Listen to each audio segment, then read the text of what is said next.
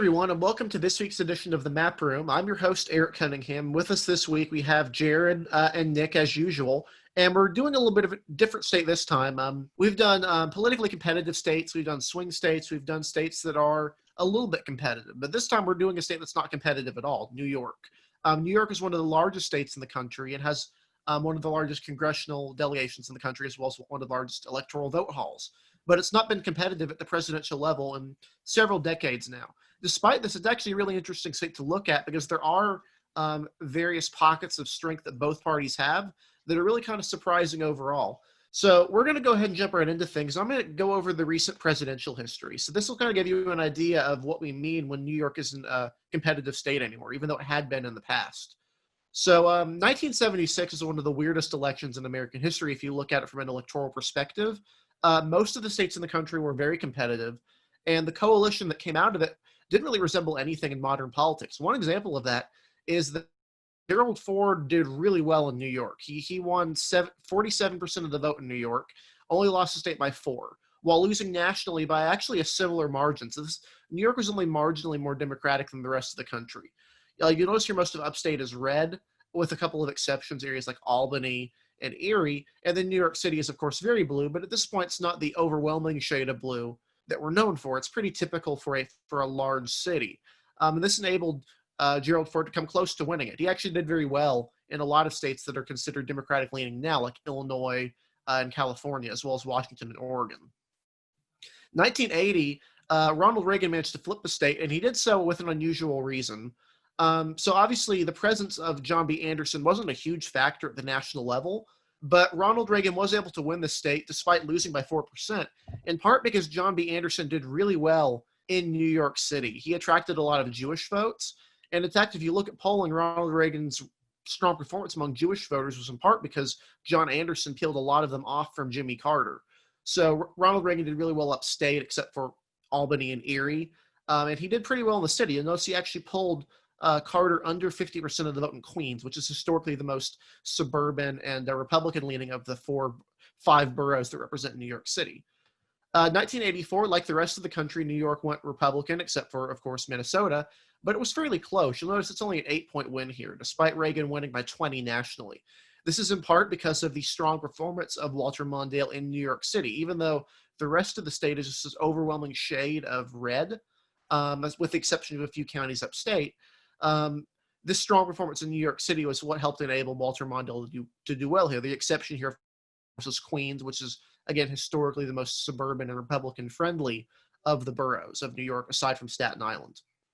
1988, again, similar to 76, New York is close, within 4 percentage points again, although this time this is less impressive because George Bush won by around 7 points nationally.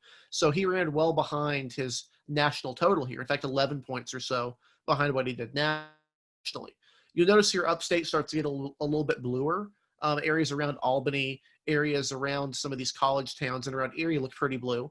But he did respectably in the city. I think he's, in fact, the last Republican to have cracked 30 or 40% of the vote. It was probably 30 in New York City. This is the point where New York starts to really become a Democratic bastion. So 1992, Bill Clinton just demolishes George Bush in New York. He doesn't quite claim a majority of the vote, but you'll notice right here, he just utterly dominates the city. If you kind of zoom in here and just look at how blue New York City is, even Queens at this point is over 60% Democratic. This combined with the pretty strong performance upstate, you'll notice he won places like Syracuse, Albany, as well as some places up around Vermont and Rochester, was a really good performance for Bill Clinton overall. 96 is a similar story. He actually won 60% of the vote almost in New York, and he won almost every county in the state. Bob Dole, even though he had Jack Kemp, who was a House representative from New York on the ticket, and you can kind of see traces of that in Western New York, he really wasn't able to perform very well here at all. Most of these counties are pretty blue overall, and of course, New York City is very blue. This is because a lot of the other areas in the industrial industrial Northeast, New York has a lot of industrial voters, and these voters have become more competitive recently. So the historic Republican advantage in upstate New York is basically evaporated here. 2000, neither party seriously contested New York at the presidential level. There was a competitive or somewhat competitive Senate race that got a lot of attention, but Al Gore was able to win the state pretty handily. You'll notice here he won all of Long Island. He won the two biggest suburban counties, mainly Westchester County, which is really the historic bedrock of the suburban Republican strength in here. And this is where it starts to turn blue for good. But upstate Bush didn't do too bad. He won a lot of those counties back. He started doing well in places like, for example, Utica. Really respectable performance from him overall. 2004 is probably really the last good Republican performance in New York, and this was an 18-point loss for George Bush. The map doesn't look too different from 2000 if you actually look at it. There's a few counties that are redder, but part of the reason here is George Bush actually overperformed in the New York metropolitan area. He was generally still well-liked for his performance after 9/11, relative to other Republicans, of course. And this is able to give him a little bit of a boost here. You'll notice that a lot of that upstate is still pretty, it's pretty balanced overall. And in fact, if it were its own swing state, it would have been very competitive. This is kind of the story of upstate New York. It's much more competitive than it is rock-ribbed Republican at this point. 2008, Barack Obama performs better in New York than Al Gore or John Kerry did. Pulls up 63% of the vote, and part of this is just his utter dominance around industrial portions. He wins places like Syracuse very easily. Wins places like Ithaca, the Albany suburbs, and even the North Country, and places around Erie. He does very well. This is while also doing really well all of downstate, except for Staten Island, of course, the historic Republican borough. And just a really strong performance overall. He basically was able to combine his urban strength with a lot of this more industrial Northeast sort of character. 2012, he actually did better than he did in 2008. It was one of the few states where he improved on. Part of this was because of his performance in Superstorm Sandy. He was generally perceived as being very strong here. In fact, you'll notice he actually won Staten Island. This wasn't a long-term realignment of Staten Island. This is just more of a recognition of his performance.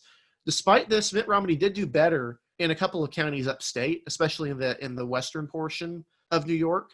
So not a complete loss overall, but not the best performance for a Republican candidate, to be sure. And then finally, the most recent one is 2016, which despite there being not a huge vote difference, Donald Trump only did a little bit better than Mitt Romney, and in fact did pretty poorly in his home city of New York, especially in Manhattan, which is where he's from. He actually did really well upstate and in Long Island. If you look at the vote totals, he carried Long Island as a whole, and he was really competitive upstate. A lot of these counties turned really red, kind of reverting to pre-Clinton patterns in a little bit of a way, not all of them. But obviously, with the other domination of Hillary Clinton in the large suburban or the large metropolis that is New York City, as well as its suburban counties, there was really no shot of the state being competitive. There was lip service that Trump wanted to compete here, but it was never going to happen. And so that's the presidential history kind of going over. And you can kind of see the trace of a state that was a little bit more Democratic than national, going to a state that's just very, very Democratic as a whole, with pockets where Republicans are competitive, like upstate and like Long Island. But it's easy to kind of label these places by names like upstate or like Long Island, but there's actually a lot more nuance behind it. So we're going to go into the regions of New York, including the city, but also those other areas I mentioned.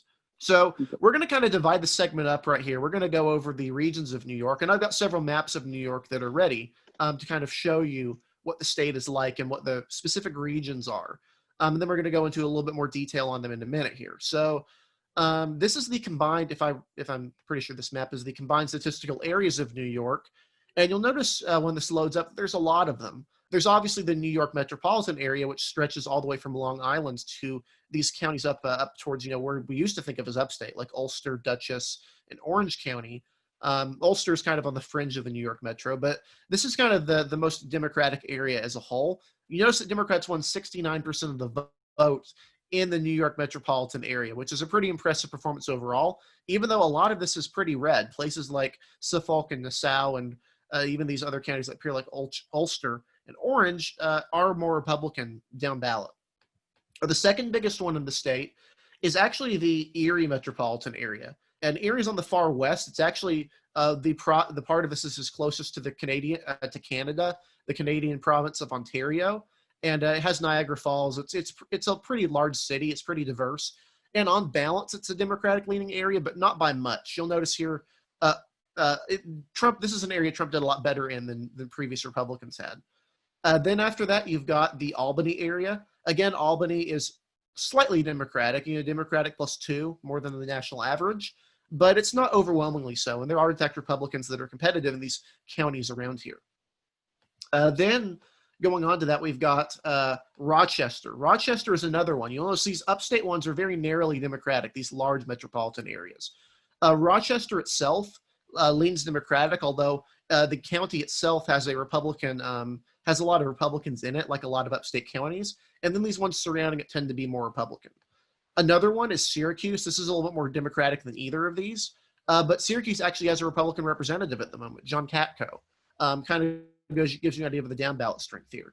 Then we start getting into smaller ones like the Utica area. Utica actually leans Republican at this point, although a lot of that is because of Herkimer County. Utica is an area that leans a little bit more Republican than not. Areas like Tioga and Broome, marginally Republican. The District 1 right here, 9, represents a college area, Tompkins, and it definitely leans Democratic. It's actually Democrat +14, a really strong area for Democrats. And then finally, we've got this one right here, which is the Corning area. And Corning is the most Republican of these metropolitan areas. It's a smaller one that mainly consists of the city of Corning and Elmira, which is where the glass and cable company is located. So that's kind of the rough overview of those. And then here's a rough overview of what I would deem the regions to be overall. So I put there to be 4 regions, and we're going to go into more detail on more subregions. This is kind of the broad brush of things. So let's start with New York, or upstate. Upstate here doesn't consist of all of everything north of New York. These counties right here are generally associated with the New York metropolitan area. But even if you take these out, this is still a really competitive area. This is 6 million people live in upstate New York, at least the one I put right here, which is a pretty heavily populated area. And if it were a state, it would be a highly competitive swing state, similar to Pennsylvania. You'll notice here it's very white, generally overall, and was pretty competitive from 2012 to 2016, basically about what Barack Obama's performance in 2012. Next up is New York City, which is known for its being the largest metropolitan area in the world, if you look at the overall metropolitan area. But the city itself is very large, 8.4 million people. It's very diverse. You'll notice here that no ethnic group makes up more than a third of the population. It's got a large white, Hispanic, Black, and Asian population, as well as even a pretty sizable Native community. And it's very Democratic. Democrats average 80% of the vote here, if you look at the totals here. And it's really, just aside from a string of Republican mayors and a couple of city council members, as well as the strengthened Staten Island, areas of Queens, and some Jewish Orthodox areas in Brooklyn, there's not a whole lot here for Republicans to go after. Long Island actually voted for Donald Trump as a whole, and this is the most suburban region. It consists of these 2 counties right here, Nassau and Suffolk, and they're generally more suburban, more working class as well. It's a different type of suburb than these ones up here. And overall, it's a little bit more diverse than upstate, but it's also about as competitive as if you look at these totals right here. Finally is the core. I'm calling these the core New York metro counties, and these are Democratic by around 6 points more than total. Obama would have won this region right here by a 57 to 42 margin. It's not overwhelming, but it's a pretty strong margin, all things considered, and kind of good to delineate these areas from upstate as a whole. So I'm going to go to Nick now, who's going to go more into these kind of the density and regions that we're talking about when we think of New York. So that's a pretty good breakdown of the regions of the state. And there's actually a lot of variation among these regions. Like, I can't think of many other states which have that much variation and that much diversity. A good way to break down the state is with these 10 regions. Now, sort of going from south to north, you got Long Island in the south, which, as Eric mentioned, is Suffolk and Nassau County. Now, these are pretty similar. Most of the cultural divide, I've been told, is actually north to south, even though you got that east to west divide in terms of the counties. It's actually a north to south divide. Like, the North Shore and the South Shore are very culturally different, but mainly they're similar in many ways. Like, they are generally pretty Republican leaning, apart from those areas in Nassau County that are closer to the city, which are very diverse. But most of the white population in this area are pretty Republican leaning. I believe you got a lot of NYPD officers who live in this area. This is a very police friendly area, which could play a big impact in the 2020 election, as you got a big conversation about policing around the nation. Barack Obama did well in 2012. Many believe that's due to his response to Hurricane Sandy, I believe it is. Going into the city, if you look here, this is a map that I got up from Dave's Redistricting. It is actually a demographic breakdown. Now, as you can see, this city is super diverse, except for those areas in the eastern part of Queens and the eastern part of Brooklyn, which are heavily African American. Most of the areas are very mixed, very much a melting pot. You got Hispanics spread around in some areas. You got Asian Americans up in the north of Queens, and in Brooklyn, this is an interesting area. The Brooklyn, sort of around the center, you can see there's a very, very heavy white population. Now, where the cursor's pointing now, that's Borough Park. This is actually one of the most Republican areas in the country, which is crazy if you think about it, because it's also one of the most urban areas in the country. You got a lot of Orthodox Jews there. Some of these areas voted for John McCain in the 2008 election with around 90% of the vote. This is unheard of pretty much any other area in the country, let alone a heavily urban area. Quickly going to Staten Island, you got a lot of the same. You got minorities up in the north. That's where democratic strength is highest. This is actually represented by a Democrat. Sort of going on a bit of a tangent. I'm sure this will be covered later, but this is the lone Republican seat in the city, but it's still held by a Democrat. Then going up north to Manhattan, this is sort of typical liberal white population, very, very high Democratic numbers. The Bronx, actually very low white population in the Bronx, contains some of the most Democratic areas in the country. Okay, going up north, you got a lot of suburban areas, specifically Westchester and Rockland County, but also going up north to Putnam County, Dutchess County, Orange County, and arguably Ulster County. This is sort of where the sphere of influence, I guess, of the city ends and upstate begins. Now, upstate is really interesting because, as Eric mentioned, this is heavily white, big contrast to the city, but actually very swingy. The western part of the state is actually comparable to a place like Western Pennsylvania. I believe there's a lot of natural gas. We've been having a conversation about fracking. That's a big aspect of upstate New York. And then the northern area, that area that's called the North Country, that's underlying Democratic support, but still overall Republican leaning. And the last thing I want to cover is the political competitivity of this area as a whole. Now, I actually made this calculation. I took all of the areas not part of the New York metropolitan statistical area, which Eric covered earlier. This area is actually very swingy. It's also very elastic as well. You've got a lot of ticket splitting in this area. It voted for Trump by almost 3 points and Obama by 7 points. So it's very much an Obama-Trump area. In 2018, between the Senate and governor races, there's also split its ticket quite a lot. Mark Molinaro, the gubernatorial nominee, won it by 9 points, whereas Kirsten Gillibrand, the incumbent senator, won it by 12 points. So huge difference in the margins there. All right, perfect. So let's go into Jared now. So what are you going to be going over? The House races, Senate, gubernatorial stuff?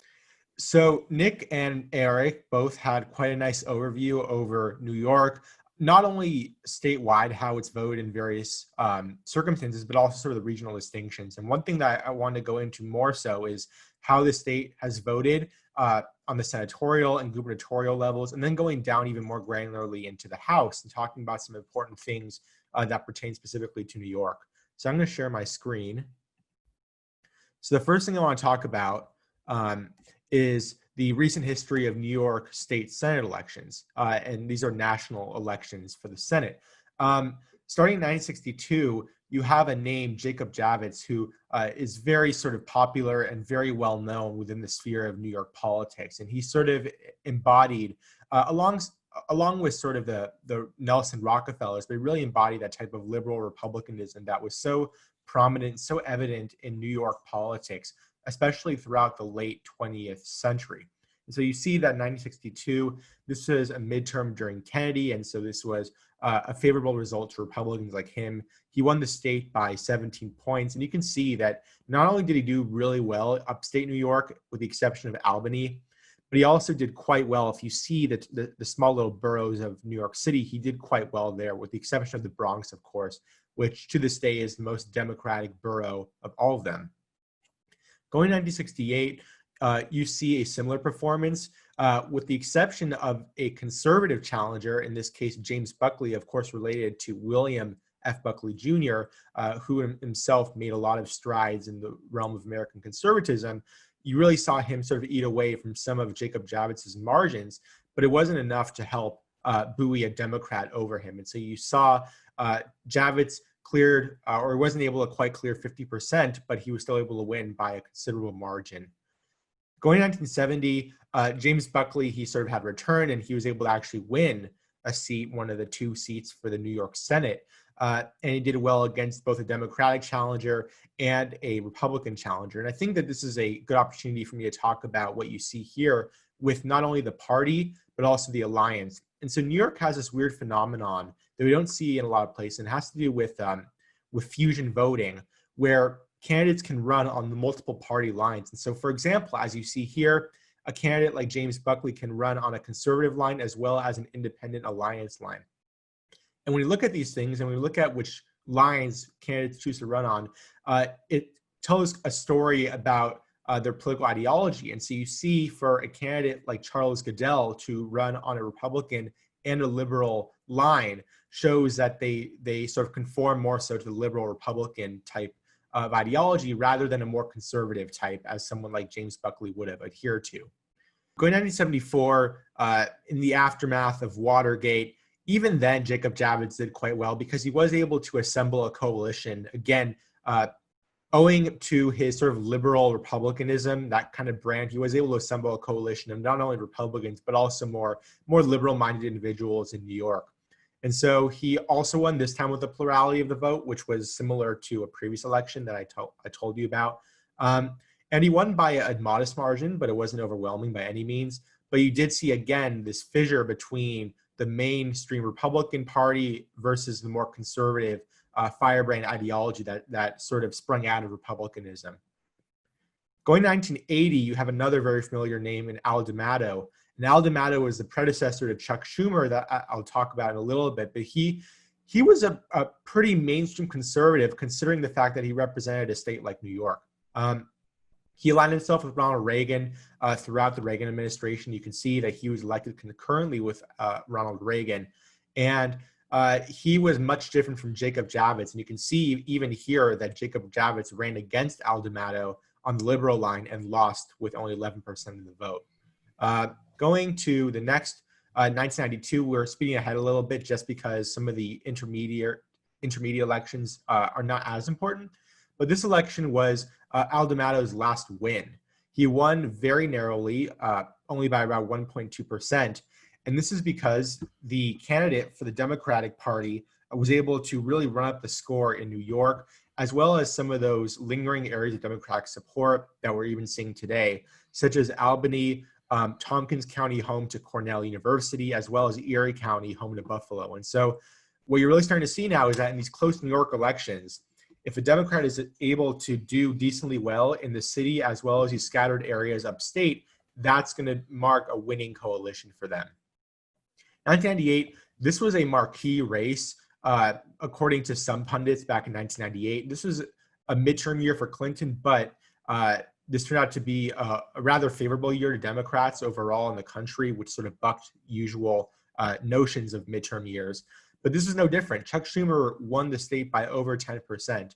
And this is still a decent performance for a Republican, considering the fact that New York is a very liberal state nowadays.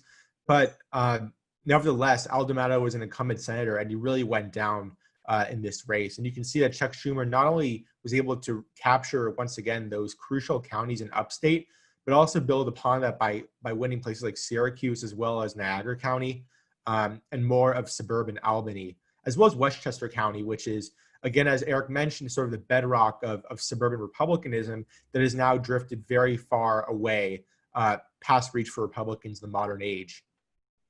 2000 was expected to be a pretty competitive race by most accounts, but Hillary Clinton won by around a 12% margin. She did quite well in some counties in upstate, and This is sort of a truism of Hillary Clinton back in the early 2000s. She was seen as more appealing to working class audiences. And so that surely did help her in places, not only like Buffalo and Tompkins County, but also sort of upstate here, in places like Syracuse and sort of around here. She narrowly won Westchester County, and so some of that lingering Republican support did hold up somewhat for Rick Lazio, but it wasn't enough. And then, of course, Hillary Clinton dominated in the New York City area. She made a concerted effort to appeal to upstate that cycle. After Mayor Rudy Giuliani dropped out of the Senate race, she saw an opportunity to build up some strength upstate, which would be useful long term. And that's why she did pretty well up there. She actually spent a lot of her time campaigning there because, in a way, New York City's already in the bag. So the swing area to focus on really is upstate in that scenario. Right, exactly. And one more thing I didn't mention is Nassau County that you see right here with my cursor. This is a historically Republican county as well that has become out of reach for Republicans, but even Rick Lazio was able to win in. So some of that vestigial or lingering Republican strength is pretty evident here. Now, skipping again, past the intermediate years, to 2016, Chuck Schumer won re-election handedly. She won with over 70% of the vote. But as I said before in the map room, even though some elections are landslides, if you look at the margins from county to county, it tells a whole nother story. And you can see here that Chuck Schumer did considerably worse in a lot of counties upstate. He won a few scattered counties, especially in exurban Erie County, which is probably the most Republican area of New York nowadays. But Chuck Schumer won overwhelmingly, and so he did very well. Now, 2018 was an election where Kirsten Gillibrand did very well. Now, before she became a senator for New York, she actually represented a region of upstate New York. And back then, when she was in the House of Representatives, she was known more so as a blue dog Democrat. And because she took the mantle of the Senate of a state like New York, she had to shift her ideology to more so conform to the state as a whole. And so she's much more liberal now than she used to be. But regardless, you do see that she did rather well in her traditional coalition and in her traditional area. But you do see even more counties in this sort of age of partisanship and realignment. You do see more counties going for the Republican here, and Republicans doing better upstate. So that's it for the Senate races. Now going to the gubernatorial races, I'll go through rather quickly. You see another bastion or an icon, if you will, of liberal republicanism in New York, and that is Nelson Rockefeller. Of course, part of the Rockefeller family. He really did typify this liberal republicanism that was so prevalent in New York. He won very handedly in 1958, only losing some boroughs in New York City, so not much to really say there. In 1966, you had a few challengers. You had a conservative challenger. That's something we've seen before. You had FDR Jr., of course, related to the president, FDR, who ran on the Liberal Party ticket. But Nelson Rockefeller was able to call up a coalition that was able to put him over the top with a rather underwhelming plurality. But because of the slew of candidates, he was able to win by over 5%. Going to 1982, you just see another icon of New York politics, and this time on the Democratic side is Mario Cuomo. Of course, Mario Cuomo is the father of Andrew Cuomo, who's the current governor, as well as Chris Cuomo, who is a very famous news anchor. But Mario Cuomo is one of the most well-known figures of New York politics. And he was able to get within New York politics by winning in 1982. He won the gubernatorial race. This is a narrow victory, but he won by getting those staggering margins in New York City. He even won Staten Island. That's something that will be replicated by his son. Also, Albany and Erie County, that happened to be enough in this case to put him over the line. 1990, you saw another win. This time it wasn't even close because not only did you have a split between Republican and conservative candidates, but you also just had a lot of popularity for someone like Mario Cuomo, someone who's very charismatic and really captured the appeal of a lot of New Yorkers, even some who would not traditionally be Democratic voters. Now, in 1994, totally different story, because 1994 was, in general, a very bad year for National Democrats. It was the year of the Republican Revolution, the year that Gingrich assumed the mantle of the speakership, and this this also fell in similar vein because George Pataki was able to flip the seat to Republicans and win over Mario Cuomo. So this was a very close race. But George Pataki did extraordinarily well in the Buffalo area, in Rochester, Syracuse, even winning Tompkins County, which is home to Ithaca. And even though Mario Cuomo did decently well in the boroughs of New York City and Albany, this is not nearly enough to help him secure victory. 2002, George Pataki did very well. You had an independence candidate who took away some votes. And so George Pataki did not clear 50%. But this is not considered a close election. George Pataki was relatively popular at this point. And so even though he lost much of New York, he won the rest of the state resoundingly. And so he was able to win as a whole. Now, 2006, you had Elliot Spitzer, who became governor. And Elliot Spitzer would eventually resign. He had a scandal that caused his downfall. His running mate was David Patterson, and he would eventually become governor after Elliot Spitzer. But Elliot Spitzer won the state overwhelmingly against John Faso, that I'll talk about in a little bit because he became a representative. But he was sort of a perennial candidate. He ran on numerous occasions, but he won with over 65% of the vote, and only a scattering of counties voted for John Faso. So this is an overwhelming victory in 2006. Now, Andrew Cuomo won in 2010 against Carl Palladino. And one thing I really want to note here is that you really do see a West-East divide in the state, especially coming out of these more modern gubernatorial elections. Carl Palladino did not do well in the state as a whole, but he did do very well in Western New York. Not only did he win those traditionally Republican counties, he also won Erie County, home to Buffalo, which is a traditionally Democratic county. But the reason why he didn't win the state was because Andrew Cuomo not only won New York City handedly, he also won Staten Island, Nassau, Suffolk, and then pretty much all the rest of upstate New York. And so this was able to put him over the top in this case. Going to 2014, Andrew Cuomo won again pretty decently, 14-point margin. Considering 2014 was a very good year for Republicans nationally, this is a pretty respectable margin for him. Rob Astorino was the Republican candidate, and he did very well upstate in general. He lost Erie County this time, and so this flipped Democratic, but he was able to win Suffolk County on Long Island. But Andrew Cuomo not only won a lot of counties in upstate, a lot of those important counties, but he also won all 5 boroughs of New York City. And this is very important because a Democratic candidate winning a place like Staten Island really shows a lot of strength and a lot of crossover appeal. And that was able to again, to victory in this case. Finally, the most recent gubernatorial election in 2018 really showed an exacerbated North-South divide. Mark Molinaro ran ahead of Trump, very much ahead of Trump throughout the upstate, winning some counties, especially places like Clinton County up here, that even voted against Trump. And he did quite well in a lot of these other upstate counties. But Andrew Cuomo has a lot of appeal in the New York metropolitan area. And because it is so population dense, that was able to get him to a comfortable victory. One that was similar in margin to Hillary Clinton's, but you saw in this case, the Democrat did better downstate and slightly worse upstate. Now, going over to the House, I'll just sort of show you this.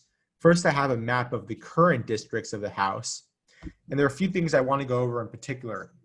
Now, I'm not going to go over every single congressional district because there are quite a few in a state like New York, but there are a few that stand out.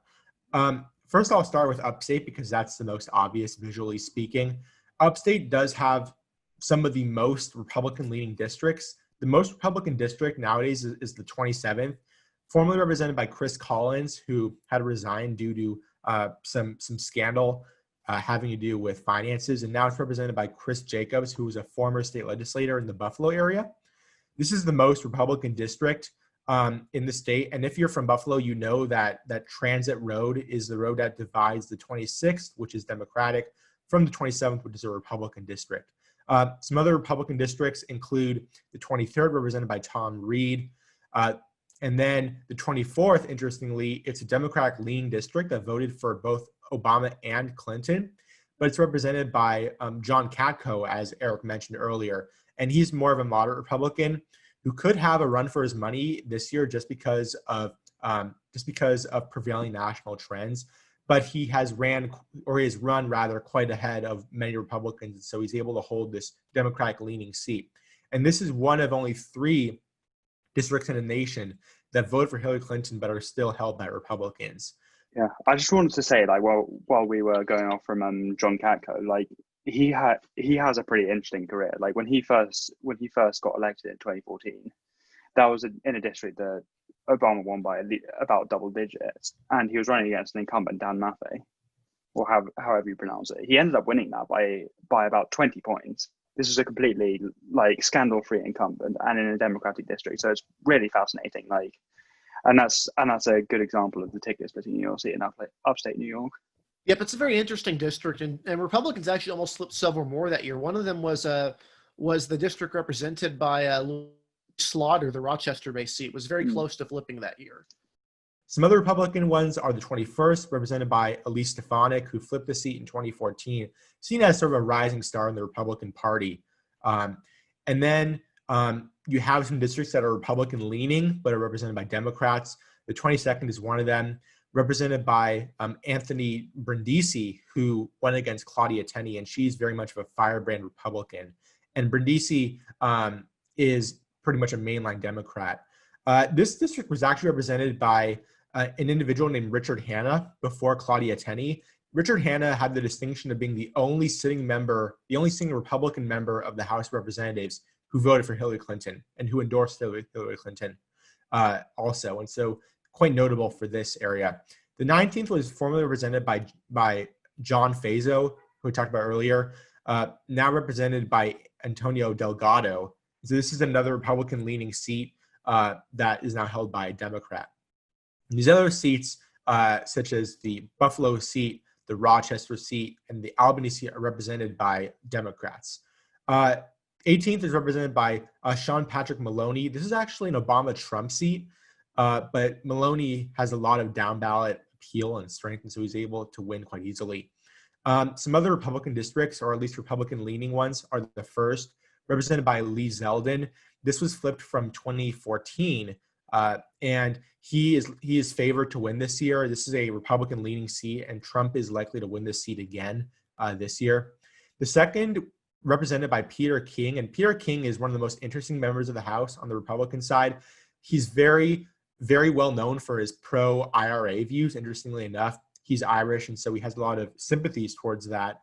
But he's also been known for his anti-Muslim hardliner rhetoric, especially after 9/11.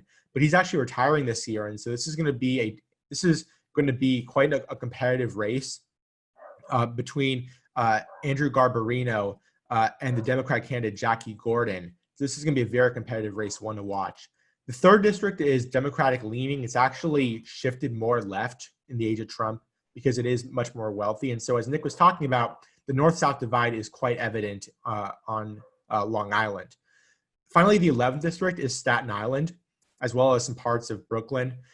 This is a district that's home to a lot of members of the police and firefighters, and so it's very blue-collar in nature. And aside from the main freeway that runs through it, which if you go north of there, most areas are Democratic, but south of there, it's very Republican. But this is a seat that's represented by Max Rose, who's a Democrat who's really made himself known as an opponent to Bill de Blasio. And so Max Rose knows that Trump is likely to do very well in a seat like this in November. And so he's trying to hold on by sort of ingratiating himself, if you will, to someone like Trump and really hitting hard against someone like Bill de Blasio, who's a liberal Democrat mayor of New York City. And then finally, without going into too many specific details in these New York City districts, just a few things of note. First of all, some of these districts have Democratic incumbents that are very esteemed in the House of Representatives who hold very important posts. Some of them do include people like Nita Lowey on the House Appropriations Committee, where she's the chair. Elliot Engel, who was primaried successfully by Jamal Bowman in the 16th. He's the head of the House Foreign Relations, House Foreign Service Committee. Also someone like, Gerald Nadler, who represents this seat right here, the 10th. He's on the House Judiciary Committee. He's the chair. And then Carolyn Maloney is on the House Oversight Committee. And Donald Trump has had sort of a feud with her, if you will. And then finally, I'll just note that there was a primary challenge, as I talked about. Elliot Engel was unseated. He was seen as being a little bit too disconnected to his district, and so he lost the primary challenge earlier this year. And there's also the smallest district in area is located in New York City, represented by Adriano Espaillat. And finally, the most Democratic district in New York City is represented by obviously a Democrat. And it had an important primary this year between a person named Ruben Diaz Sr., who's more of a conservative Democrat. And then he actually didn't win the primary. The primary was won by a person named Richie Torres. And this is for the most Democratic seat in the nation again. D plus 44, I believe, is its Cook political or Cook partisan voting index. But that was just to sort of show you some of the superlatives. But really, when you look at all of these other New York seats, they are overwhelmingly Democratic, and so there's really no distinction to be made there. One final thing I'm going to show you. I'll show you this. In 2014, Republicans gained 3 seats. They gained the first, they gained John Katko's seat, and they gained Elise Stefanik's seat. In 2016, the partisanship remains sort of the same, but you do see some decreasing margins, especially with Claudia Tenney in this seat right here. And then in 2018, you saw Democrats flip 3 seats.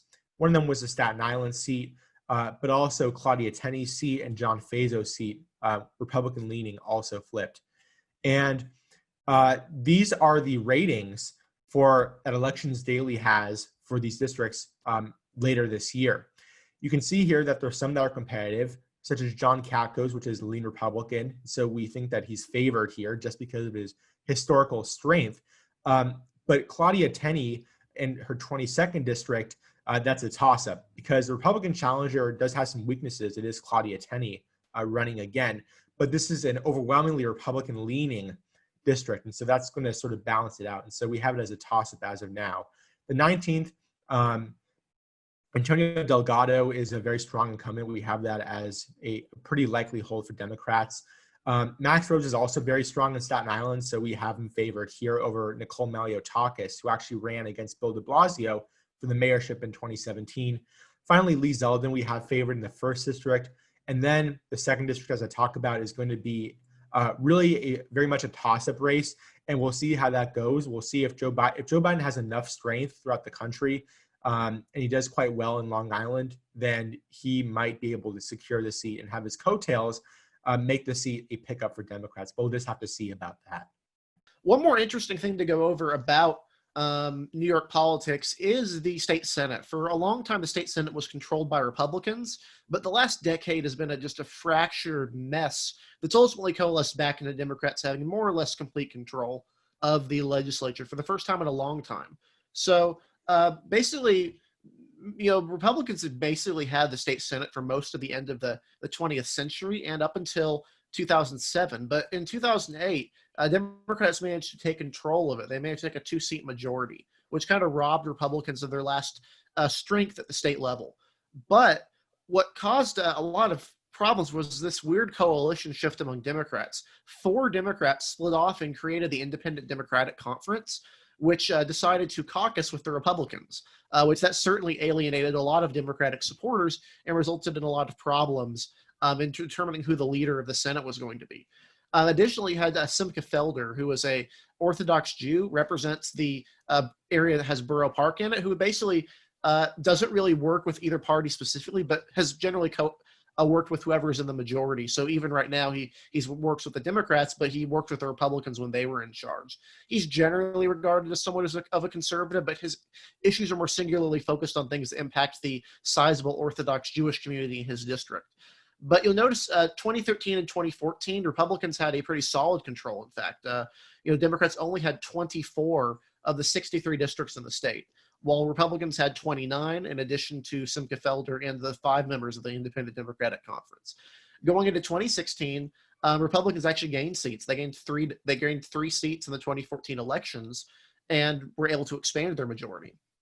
And then finally, going into 2018, they had expanded even further. Democrats were down to 24 seats with 7 members of the Independent Democratic Conference.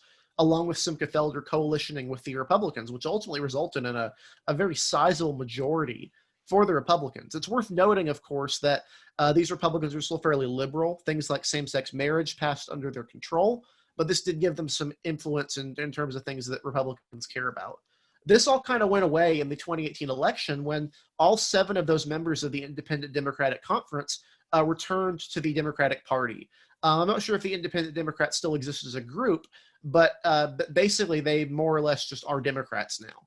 Although some of them have been primaried and replaced ultimately in the end of things. This left a weird situation where Republicans had a 1-seat majority with Simca Felder representing the balance of power and ultimately siding with the more conservative Republicans, who are generally more favored at the national level by Orthodox Jews. As Nick explained earlier, 80, 90% of these voters in some of these precincts voted for people like John McCain and Donald Trump.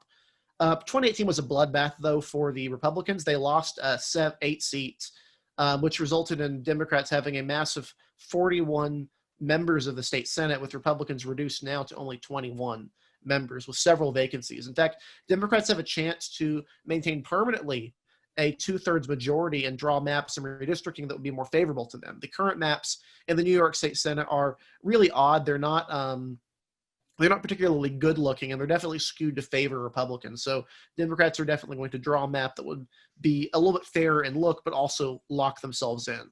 But that basically, like we've explained earlier, along with their losses for governor and senator, has been the decline of the New York Republican Party. In recent years, they've made gains in the House, specifically the House of Representatives in upstate and Long Island, as well as Staten Island.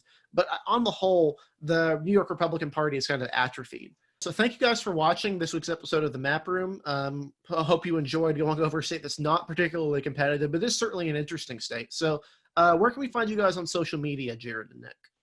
You can find me on Twitter. My handle is @JStonePolitics.